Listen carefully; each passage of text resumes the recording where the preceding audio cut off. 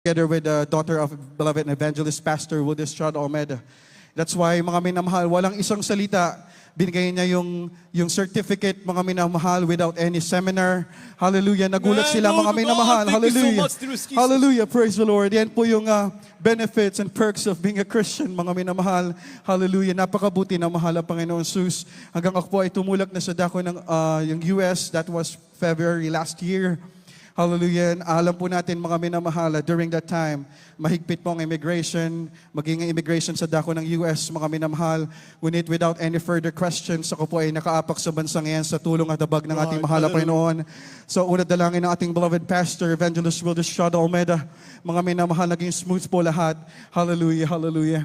Hanggang pinagpala po, mga minamahal, na makadako sa one of the outreaches natin sa Northern America. Hallelujah. Alam niyo po, mga minamahal, napakabuti na mahal na Panginoon.